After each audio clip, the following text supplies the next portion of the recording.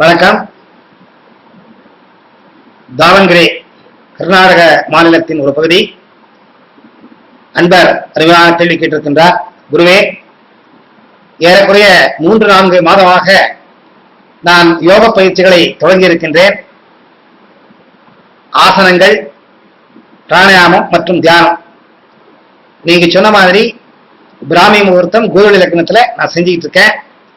எனக்கு என்ன தொந்தரவு வந்துட்டு இருக்குன்னு கேட்டீங்கன்னா, உடம்பு ரொம்ப உஷ்ணம் ஆயிட்டு இருக்கு, மலச்சிக்கல் ஸ்டார்ட் ஆயிடுச்சு. மலச்சிக்கல்னால எனக்கு ரொம்ப மனது உடல் இம்பேலன்ஸ் ஆயிருக்கு, சரியா என்னால சாப்பிட முடியல அப்படின்னு சொல்லியிருக்கிறார். நல்ல கேள்வி. நீங்க இந்த யோக பயிற்சிகள், ராஜயோக பயிற்சிகள் செய்யும் பொழுது மனது உடல் இந்த 2 நிலையில நிறைய வேறுபாடுகள் உங்களுக்கு தோன்றும். ஒன்றும் வெக்கப்படாதீங்க. எல்லா வீடியோலையும் என்னுடைய மொபைல் நம்பர், இமெயில் ஐடி எல்லாம் கொடுத்துருக்கேன். அந்த டீட்டெயில் போட்டிருக்கோம் வீடியோ கீழே. என்னுடைய மொபைல் நம்பர் அங்க இருக்கும். கண்டிப்பாக எனக்கு போன் பண்ணுங்க. மற்றவங்க மாதிரி இல்லை, யாருமே மீடியேட்டர் இல்லை. நீங்க போன் பண்ண உடனே நான் தான் உங்க கூட பேசுவேன். உங்க கேள்விக்கு பதில் instantaneously I give the answer. அதனால வெக்கப்படாம கேள்வி கேளுங்க. தொந்தரவோட எதையுமே பண்ணாதீங்க. யோக பயிற்சியே உடலையும் மனதையும் வருத்தக்கூடாது. யோக பயிற்சி செய்யும் பொழுது உடல் மனது லகுவாயிடும். மனசுக்கும் உடலுக்கும் வருத்தத்தை கொடுத்து நீங்க யோக பயிற்சியை செஞ்சீங்கன்னா வேற விதமான உபாதைகள் உங்களுக்கு வர ஆரம்பிச்சிடும். சாதாரணமாவே இந்த பிராணசக்தி இழுக்கிறது விடுறது ரொம்ப நிதானமா இருக்கணும். ரப்சர் ஆகக்கூடாது. காத்து போறது வர்றது நரம்புல தேய்க்க கூடாது. நீங்க நிறைய காத்து இழுக்கிறேன்னு சொல்லி ரொம்ப ஸ்பீடா அப்படின்னா மூக்கில் இழுத்தீங்கன்னா, மூக்கில் இழுக்கக்கூடாது, தொண்டையில தான் காத்து இழுக்கணும். நான் நிறைய வீடியோல சொல்லியிருக்கேன். பிராணாயாமம் என்பது தொண்டையில் செய்வது, சுவாசம் என்பது மூக்கில் செய்வது. சுவாசிப்பது 24 மணி நேரமும் நடந்துகிட்டு இருக்கோம். பிராணாயாமம்ங்கிறது நீங்க ஆர்டிபிஷியலா பண்றது. ஆர்டிபிஷியலா பண்றதை மூக்கில் இழுத்து விடக்கூடாது. ஆர்டிபிஷியலா பண்றதை தொண்டையில தான் இழுக்கணும். தொண்டையில காத்து இழுத்து விட்டீங்கன்னா ரப்சர் ஆகாது. மூக்கில காத்து ஸ்பீடா இழுத்து விட்டீங்கன்னா உராய்வு ஏற்படும்.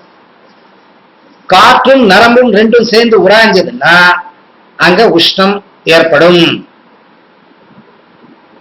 அந்த உஷ்ணத்தை போக்க வேண்டும் என்றால் உஷ்ணத்தை தணிக்கக்கூடிய சில பிராணாயாமங்கள் இருக்கு.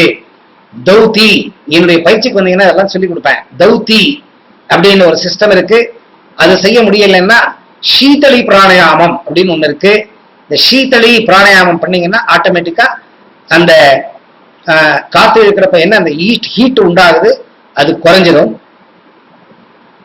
இன்னொன்னு, நீங்க உட்கார்ற முகம் ஈஸ்ட் ஃபேசிங் இல்ல நார்த் ஃபேசிங்ல தான் உட்கார்ந்து பிராணாயாமத்தை பண்ணணும். வேற திசையில உட்கார்ந்து பண்ணீங்கன்னா சில சமயத்துல உஷ்ணம் அதிகரிக்கக்கூடிய சந்தர்ப்பங்கள் இருக்கு. அதனால ஈஸ்ட் இல்ல நார்த் அலைன்மெண்ட்ல உட்கார்ந்து பிராணாயாமத்தை பண்ணுங்க. விடிய காத்தால இல்ல சாயங்காலம் பண்ணீங்கன்னா வெப்பதற்ப சீதோஷ்ட நிலை ரொம்ப தணிஞ்சு இருக்கும். காத்து உள்ள போறது வர்றது, குளுமையான காத்து உள்ள போய் வரும்.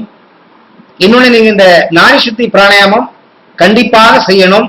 நாடி சுத்தி பிராணாயாமம் பண்றதுனால சீதோஷ்ணம் சீர்நிலைப்படுத்தப்படும், சமநிலைப்படுத்தப்படும். ஏன்னு கேட்டீங்கன்னா, இந்த இடது பக்க மூக்கு சூரிய நாடி, வலது பக்க மூக்கு சூரிய நாடி, ஆமா சூரிய நாடி சந்திர நாடி. காத்து ஆல்டர்னேட்டா இருக்கிறப்ப குளுமை உஷ்ணம், குளுமை உஷ்ணம், குளுமை உஷ்ணம். அது ஆட்டோமேட்டிக்கா நீங்க இருக்கிற காத்துல ஃபிரிக்ஷன் ஆனா கூட அடுத்த மூக்குல இருக்கிறப்ப அது கூல் ஆயிடும். ஸோ அதனாலதான் இந்த நாடி சுத்தியை பண்ணணும்னு சொல்றது. ஒவ்வொரு பிராணாயாமம், செட் ஆஃப் பிராணாயாமத்திலையும் நாடி சுத்தி பிராணாயாமத்தை கம்பல்சரி நீங்க பண்ணீங்கன்னா அந்த உஷ்ணம் அதிகரிக்காது. இன்னொன்னு, ரப்சர் ஆகக்கூடாது, தேய்க்க கூடாது, ரொம்ப ஸ்பீடா காத்தை இழுத்து விடக்கூடாது. எவ்வளவு நிதானமா பண்றீங்க அவ்வளவு உத்தமம். ஆச்சுங்களா? மலச்சிக்கல் வரத்துக்கு மூல காரணமே இந்த பிராணாயாமம் பண்றப்போ உடம்புல உஷ்ணம் ஆயிடுது. அதனால நல்ல கூலா இருக்கிற ஐட்டத்தை சாப்பிடுங்க. பால் சாப்பிடுங்க, மோர் சாப்பிடுங்க, அப்புறமா பழ வகைகள் நிறைய சாப்பிடுங்க, உஷ்ணம் குறைஞ்சிடும். தண்ணி நல்லா குடிங்க. அப்புறமா இந்த ஃபைபர் பேஸ்டு காய்கறிகள் என்ன இருக்கு அதை வாங்கி சாப்பிடுங்க. அதையும் மீறி உஷ்ணம் ஜாஸ்தி ஆயிட்டு இருக்குதுன்னா இது வேற அறிகுறி.